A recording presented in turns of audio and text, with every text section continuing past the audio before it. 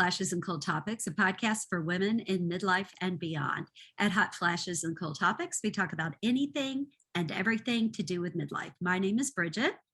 And I'm Colleen. And today we have who we like to call the Hallmark sweetheart, Nikki DeLoach. And she's just a delight to talk to. She has done so many great things. Well, she's been in Cranberry Christmas, and there's all kinds of, check out the Hallmark channel because I know you will see her. And not only that, is she is passionate about her work with Alzheimer's disease because her father passed away, which you will find out in the interview from that. And she just really puts her heart into everything that she does. So it was just a great conversation talking to her today. Yes. And unfortunately, I was unable to join the conversation because it was taped right after my daughter's wedding, where I went on a honeymoon with my husband. So, and where the internet was spotty. Yes. Yeah, exactly. And I couldn't get the internet right on the beach. I highly recommend to women who are organizing their daughters' weddings or their sons, really doesn't matter, to plan your own little mini moon after, because you have earned it and it really helps you decompress. So I thought, oh, how bad could it be on the beach? I'll get internet. Yeah, that didn't work. So Bridget, but that's okay. That's okay. Yeah. Bridget did a great job. Yeah. I have to miss every once in a while on Colleen. You know, she just does a great job, but I think that's a great idea. Colleen, doing the mini moon after you go on your honeymoon while your child's on their honeymoon, you know. Exactly. You actually deserve it more because you planned the event and you're completely burnt out afterwards. Oh yeah. What a great idea. A little, a little highlight, guys, a little recommendation, take a mini moon. But I did listen to the episode and it was great. I have seen Nikki in several of the Hallmark movies because I am a Hallmark fan. Yes, that's right. And I believe this year, the October 22nd starts the Christmas movies. And there's 41 new Christmas movies on Hallmark alone, not even including Lifetime or Netflix. It's all Christmas for the next 3 months. Just enjoy, or 2.5 months. And Nikki is such an advocate for Alzheimer's. She talks about the 4 different types of dementia, which I didn't even realize there were 4 different types. So that was really helpful. She talks about some heart conditions and issues her son has and the work she is doing for that as well. She has a lot of passion projects, which is lovely. And I asked her, my first question was, when do you sleep? Because she does so much and she makes that a priority. So you'll find that out in the interview. You'll find out she does talk about her secrets to looking amazing, which she does. Mm-hmm. And Bridget was sure to talk to her about what she does to stay in shape and to stay healthy mentally and physically. So guys, make sure you are subscribing to the podcast.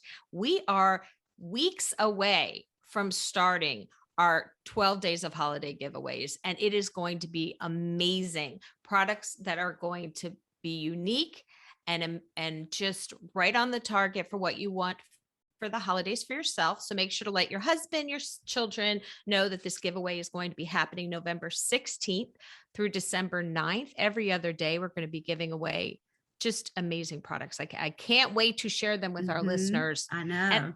And also, we're going to be formulating a gift guide that will be going out the beginning of November, which will have unique gifts for midlife women. So if you really don't know what you want for this holiday season, this guide will help you find something that is perfect for you. They're unique gifts. A lot of them are women or minority owned small brands, small businesses, because we love promoting them. And the gift guide will be available on our website, but make sure to also follow us on Instagram, Hot Flashes and Cool Topics, so that you can get first look at the guide. Mm-hmm. And also we have a Patreon page. It's patreon.com/Hot Flashes Cool Topics. We also have bonus episodes up there. And at our $20 level, you get all of that plus a mug with our mugs on it. So check that out as well. And thank you so much for listening. And we will talk to Nikki DeLoach. Welcome back to Hot Flashes and Cool Topics, everybody. We are so happy today to have Nikki DeLoach on. And you probably know her from Awkward and know her from wonderful Hallmark movies, Cranberry Christmas. And I don't know when she gets anything done because she is so busy. She's an actress, a producer, a Hallmark star. She has a wonderful blog.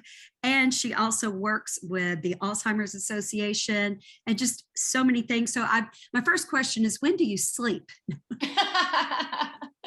Actually, I will say the one thing that I may not do, as anybody, if you see images of this, I may not do my hair and I may not do my makeup. I most likely will not be getting pedicures or manicures. So none of that will be happening in my life. But I do fight for my sleep. I fight so hard for it, and everybody should, because I will tell you, being an advocate for Alzheimer's and dementia, that is a big part of prevention, is making sure that you sleep. I did not know this until I started working with them.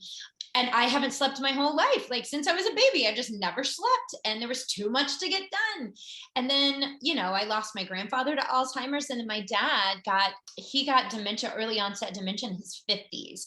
And so for me, when that hits your family like that, you just start diving into not only just philanthropic stuff, what can I do to help, but you start learning everything that you can. And at the time, the Alzheimer's Association was putting together something called a pointer system. They did studies all over the world with people to help find a system that we can point to that can help us with preventative measures. And one of the top things was sleep. So get your sleep. Alzheimer's affects far more women than it does men. In fact, I think 2/3 of the people who get it are women. So get your sleep, take care of your body, protect it, forego the pedicure if you have to, get the extra sleep. It is about setting priorities, because on top of that, you have 2 sons and you're married. And 2 boys. Yes, 2 boys. Yes. And I mean, that is so important for women, because that is probably the first thing we let go. It is. Yeah. It is. It is. Mm-hmm. We'll sleep when they're off to college, or we'll sleep with we make up all of these things. And I have to say that when I sat down, and it is about prioritizing, you hit the nail on the head with that. Like when I look at my schedule and I look at my stuff, I'm like, what is the very most important, right? My sleep. In terms for me, for self-care, that is my sleep. I may not, like I said, I may not have my makeup done, but my heart will be good. And my head will be in a good space. If my heart and my head is in a good space, then, we can kind of take on anything. So it's really about prioritizing. Wow. And I appreciate you saying that so much, because when you don't sleep, everything else is not done well. It's just done halfway. So that is like the number one thing. And it's hard to enjoy things. It's hard to even enjoy the good stuff, because you're so tired. You're like, I'm so tired, I can't even have fun. Right. You know what I mean? Like, yes. You're trying to please everybody. Yes. Well, I also want to find out more just about Hallmark in general, all those movies. Do they mostly film in Vancouver, or do they film other? A lot of them film in Canada. However, we are filming more and more in the States. The movie Taking the Reins, we filmed that in Connecticut, which was wonderful, because I haven't spent a lot of time in Connecticut. I'm obsessed with the northeastern part of our country now. I want to move there. I'm ready to go tomorrow. I just have to get my husband on board. I loved it. I loved every second of it. And then the movies, I've done a couple other movies, and we did both of those in Savannah. So I have filmed a lot in Canada, but we are moving over here a little bit more. A little bit more. Yeah. And so Taking the Reins, can you just share a little bit about what the backstory is with Taking the Reins? For sure. It is about this woman. Her name is Sam.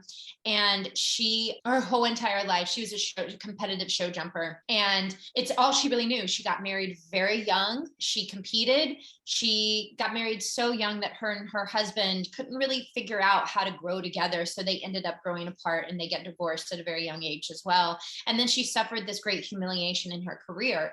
So we meet her at the beginning of the movie after she's walked away from everything. She's walked away from the ex, she's walked away from the show jumping. And then because of work, her 2 worlds collide, because her family is hosting the Northeastern Show Jumping Championships in her backyard at home. And she's covering it for her magazine. So she has to go home. She's thrust back into that world where there was a lot of stuff left that she didn't deal with. And now she has to deal with it, including her ex-husband, who is now her trainer, including her dad that she hasn't really spoken to in a long time. And, you know, it is still all the things about Hallmark movies that we love. It still make you feel good. There's still kisses and romance and all of that stuff. But what we really wanted to address with the character of Sam, we wanted to address a couple of things. One of them was the theme of, you know, I don't know if you've ever experienced this, but I did as a person who started in this industry when I was really young. And my brother did, who was a kid who was on the baseball track. He was going to go pro.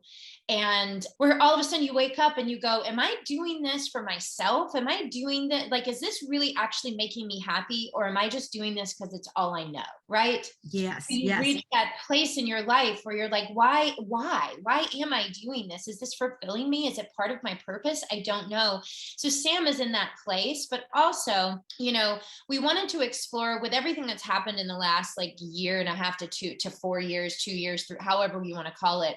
Families have been broken apart over politics and social issues and everything. And we wanted to explore a dynamic where, I mean, we're not talking about COVID or politics, but, you know, a father-daughter miscommunication of something that they have very deep disagreement over. But watch the two of these people find the love that actually exists underneath it. Because I feel like sometimes, you know, we get so wrapped up in the need to be right that we forget that we love the other person that we're arguing with or we're in conflict with. So we really also wanted to explore something that I feel is very timely, but do it in a way in the world of Hallmark. And and hopefully people will really relate to it, you know?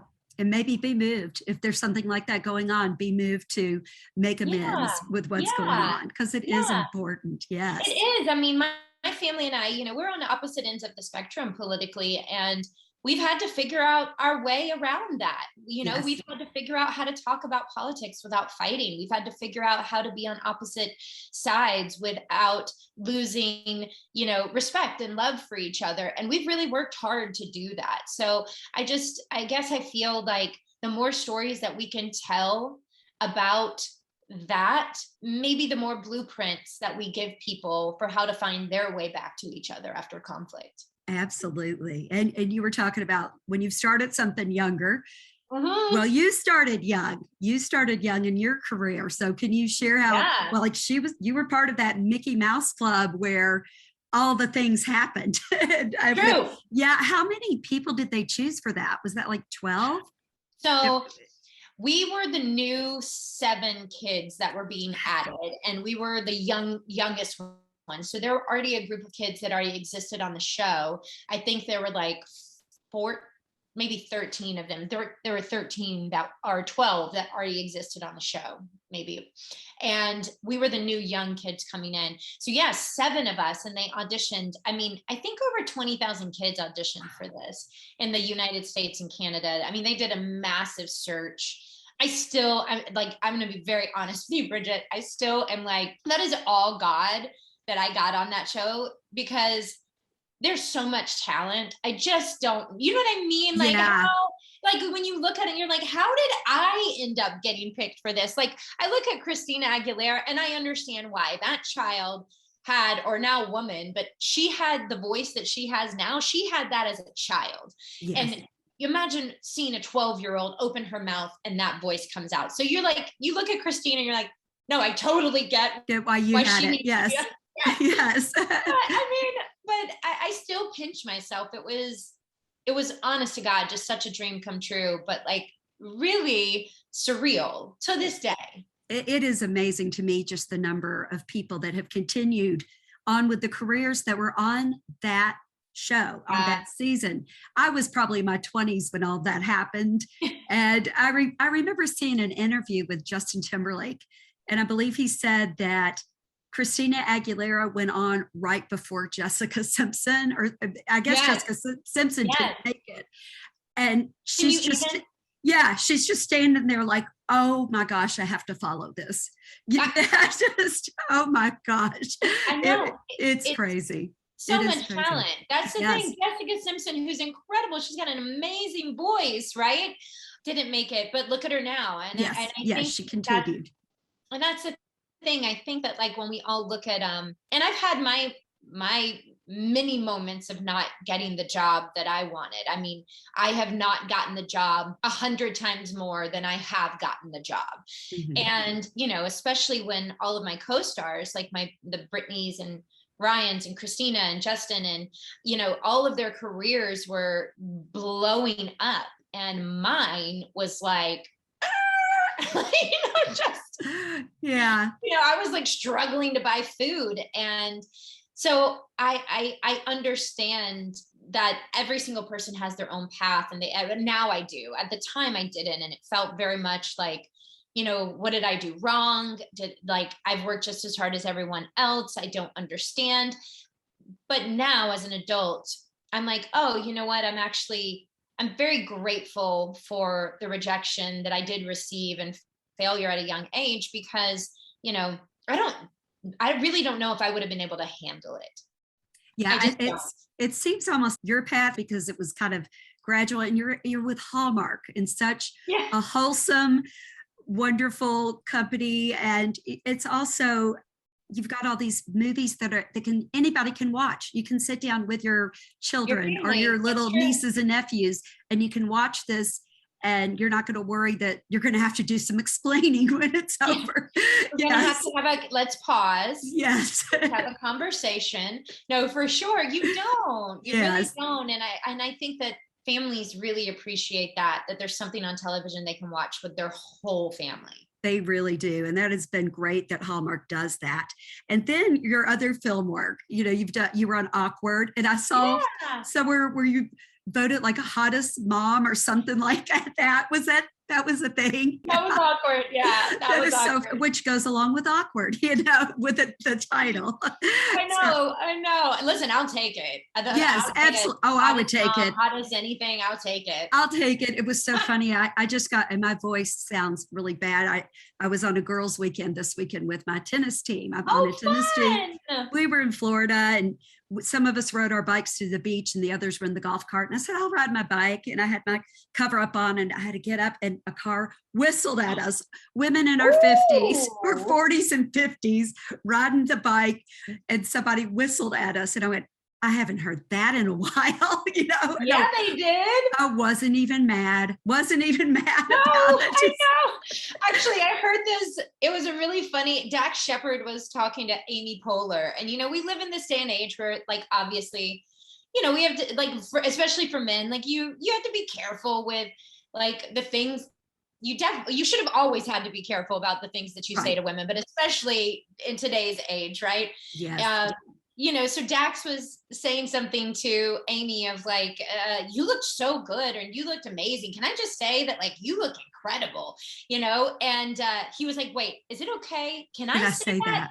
Can I say that? Which I appreciated him, like, stopping for a second and being like, wait, I'm sorry. Like, was that disrespectful, or can I say that? And she was like, heck yeah, you can say that. Are you kidding? Say it to me. Please, yeah. Please tell me that I look good, please. Yes. Like, I mean, it is so funny. Yeah, absolutely. And then you go to all the Hollywood things surrounding that, like you've been at the Elton John Oscar party. Is that the after party? I'm like, whoa, if I could be a fly on the wall of that thing. Well, I have to tell you, they're not, you kind of have to go into that. I'm not a like a red carpet or even like a party person. I used to be in my 20s. I used to love a good party, but then I had kids, and I was like, I have to go to bed. Like we were talking about earlier. Sleep like, priority. I have to go to sleep. And also it just always felt so weird to be standing on this carpet and people taking pictures of you. Like, who am I? You know what I mean? Like it's just always been such a weird thing in my head. However, if you go with the right people, that's the key. Is going to these events with the right people, you can have a blast. Such a blast. And I would always go every year to the Elton John party with my really good friend Jillian, who was on Awkward.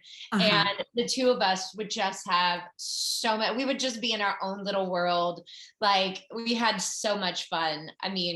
Those parties, they're kind of overwhelming. They really are. Yeah. And like you said, the right the right people, because sometimes you'll have to be placed with some people that you really don't know. Yeah, And totally. yes. And you're like, And you're like, okay. they may want to talk to you, they may not, you just Yeah, don't know. that has got to be wild. Now, you look fantastic, and Aw, just thanks. curious if there's any secrets you have, which I heard sleep is priority. So right now, Cute. and I know that's number one, and any other little tidbits or secrets you want to share with our listeners?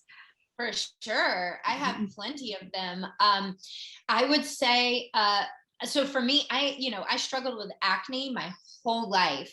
So the one thing I do for myself that I really am good with my skin. I do my facials.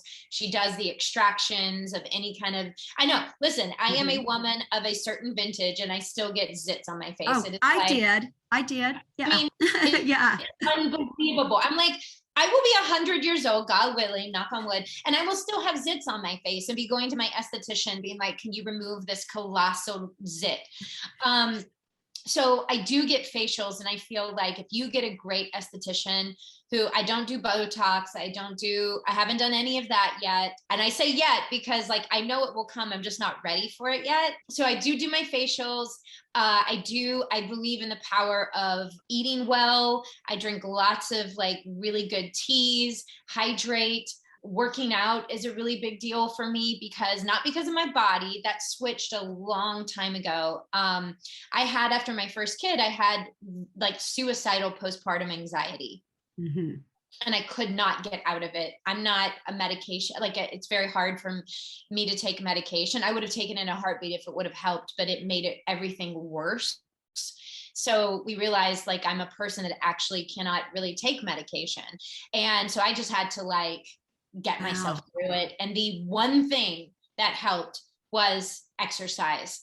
I got my heart going, that oxytocin, that dopamine pumping through my body, those natural like hormones and stuff. And I have to say, like, week by week, I just started coming back to myself. It took a while, but I did. And it changed everything for me in terms of working out. I no longer thought about working out in terms of like fitting into jeans or having a certain type of, muscly booty or like whatever. Like, I let go of all of that. And it only became about my mental health, to be honest. And it's been great because when you let go of the, like, what you want your body to look like, and instead you're just doing something for your mental and emotional health, you enjoy it so much more.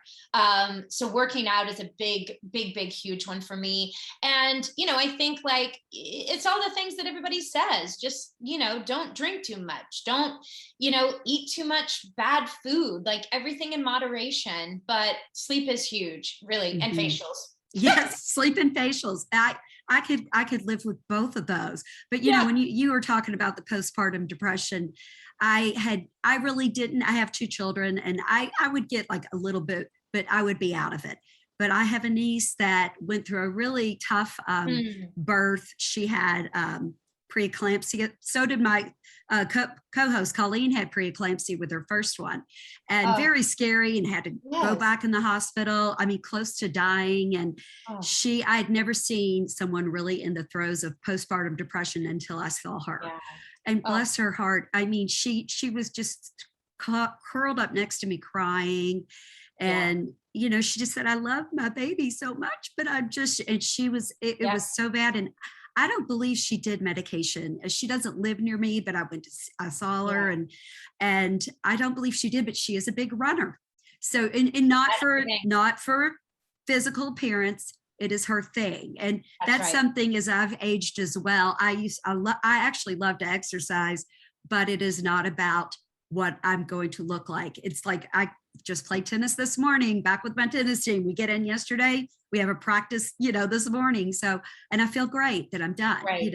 I mean, I'm 53 and I don't look like I did when I was 43. But you don't, 53, girl, you look amazing. But it's fun. And so I agree. That's the key. I think you just like hit upon the key. Is it's like, say we get this one life, right? Yes.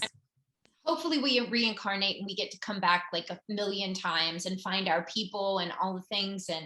But say we only get this one life, like, why not make the things that we need to do for ourselves fun? And however we need to get to that place to make it fun, like, do it. Like, that's my whole thing. And if you're doing something for the, like, I want a 6-pack, or I want this, or I want that, like, for me, and other people, that might be like something that gets them going. But for me, I was like, Yeah. that's not going to get me out of bed to go do this thing, but feeling good and having fun, that's going to get me out of bed. So it just changes everything. And I'm so sorry your niece had to go through that. It is so rough. And if you haven't been through it, it is really hard to explain to somebody. I have never been depressed in my life. I never struggled with that. I was always like a very hopeful person, even when something would knock me down. It never knocked me down long before I was back up and going. Like, so it was just such a shock to the system to be in a place of utter and pure just panic. Your emotions are so big that, like, you literally feel like something has taken over your body, and you have zero control over anything. And it is a very, very scary place to be. And I started talking about it because I couldn't find anybody talking about it. Yeah. I mean, it is. I mean, I know Brooke Shields had written the book, you know, and then Tom Cruise came out and publicly humiliated because of all her. the babies he had, you know. Yeah. So all the babies he pushed out of his vagina. Yes. Like, are you kidding me? So that's the one thing that I found online was her talking and then her crying because Tom Cruise had shamed her. And I was like, you know what? First of all, shame on Tom Cruise, number one. Yeah. And also, I'm so sick and tired of people having really strong opinions about what we should do with our bodies when they haven't gone through what we've gone through. So until you have walked in our shoes and done what we've done, until you've had postpartum depression or postpartum anxiety, you can just close your mouth and stand on the sidelines. Right. And thank you. Yeah. And I mean, you know, even before I saw what happened to my niece, I was like, that has got to be one of the worst things. It's hard enough to take care of a new baby, even if you're all happy. It's hard. It's just hard. So hard. Yes. But then when you witness this, and you know, I mean, she had problems with getting pregnant. So she'd gone through everything to try. Well, she had, you know, was taking infertility to get her egg count up. And that's how she got pregnant. And then she's like, I've wanted this baby for so long. Now I don't. And my mother-in-law even told me, you know, my husband's in his 50s. And she said back in the 60s, she had tried to get pregnant, took her a while to get pregnant. She gets pregnant. She said, I had this baby. I couldn't tell anybody. I felt ashamed. I couldn't tell anybody that I was not, like, why am I not bonding with this baby that I wanted so badly? And she said, I didn't tell anybody because she couldn't. She felt like there was something wrong with her and that she was the only one. And so now, thank God that people are coming out and saying, this is a thing. This is something that is going on. And I just am grateful that it is being shared and that we can do whatever we can to get these women help. That is so true. And I think it's one of the benefits of podcasts and why I love to listen to podcasts, why I love to do podcasts, because, I was always like, I was like a Doogie Howser child. I was like, 10 years old listening to talk radio because I wanted to understand, the social dynamics of institutions and stuff like that. I mean, like, really just ridiculous. And I think that podcasting has become like, it's like talk radio, but entertaining. It's also like, you can find the talk radio on podcasts, but also like it's people having conversations about things that really matter. Yes. At the end of the day. And I think that it has been especially good for women because for so many years, and when I mean so many years, I mean the entire history of the world and the country, women were not allowed to talk about the things that they actually experienced. And it's so, it does bring up so much anger for me in a way, because I'm like, people should be throwing us parades. Oh, yes. We should be getting parades like once a month, wherever we are. There should be a parade going down Main Street to celebrate women and all that we have done, for humanity. Like, I think women are incredible, and we are so strong, and we are so smart, and we should be at every single table making all the decisions next to men, because we would live in a different society. We would. If women were in positions of power like men are. Yes. It just, we want to be at the table. Let us make some room at that table. Scoot over. We're not kicking you all out. Just make us some room. Yes. No, we're not. You can stay. We want you to stay. We need different opinions, but that's the point, is that there's been one opinion for a very, very, very long time, making decisions on behalf of everyone. And that's not okay anymore. Right. Exactly. And which brings me to your wonderful blog, What We Are. Oh, I love just the topics on it. There were just all kinds of different topics that you address. So can you share how you came up with the blog with your partner, and what your goal is there? Yeah, of course. So my blog partner, Jen Dede, her and I met, so many years ago in acting class. And we were at a place in our lives where we were looking around, and we were both kind of going through some stuff. And I was like, why aren't people talking about the hard stuff? It's kind of like this was at a place in time where everybody was just showing up, and everything was great, and life was great.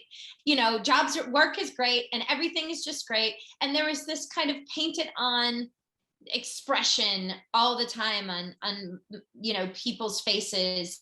And I was like, am I the only one that is going through things? And she was like, no, girl, no, let me tell you what I'm going through.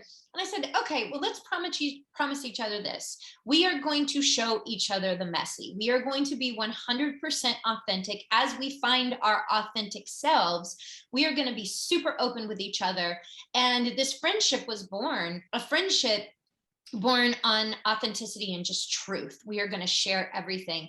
And what started to happen was it began to filter out into all of our other relationships, and people would be like, well, what's going on over here with the two of you? And it changed everything. Our whole giant friend group, all of a sudden, it was okay for all of us to be able to share the messy and what we were going through. And Jen and I were like, we really want to start a blog, or we really want to start a community where women are able to share their authentic selves, and without shame, without any of that attached to it. So we started What We Are, to really be able to highlight women, extraordinary women. Some of them, like Jamie Lynn Sigler and Jillian Rose Reed, and some of them you don't know, friends of ours who have gone through things that are pretty incredible. And we were like, can you share your story of what that was like for you to go through?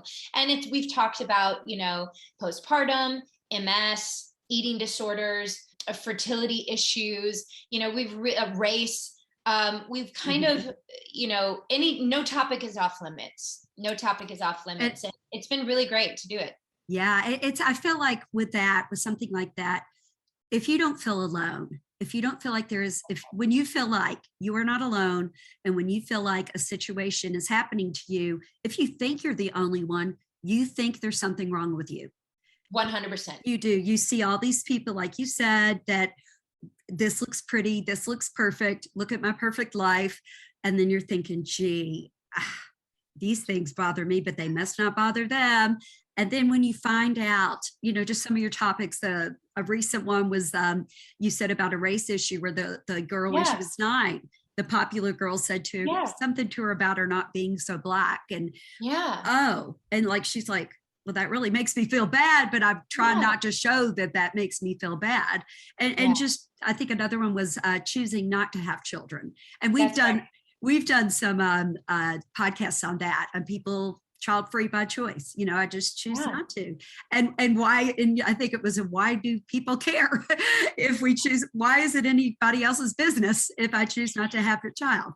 Yeah. Well, I think Isn't that interesting? Isn't Yes. that really interesting how we develop certain judgments over things that we really know nothing about, or that we really haven't, like, just because I'm fulfilled having children, that doesn't mean that every woman is going to be fulfilled having children. Like, Yeah. it's very strange that we do that. And I think that, it's coming, I think we're going to cycle our way out of it. You and I happen to be alive at a time where we're beginning to really kind of cycle our way out of the judgments, and we're opening our eyes, we're opening our hearts, we're opening our minds to actually really listen to other women and what their journey has been. So like when someone says, like, yeah, I was made fun of whenever I was 9 years old because of the color of my skin, right? But not in the way that we thought it was in the way that even in a different way. And if you don't have, like, if you are Caucasian, if you always had white skin, then you don't know what that feels like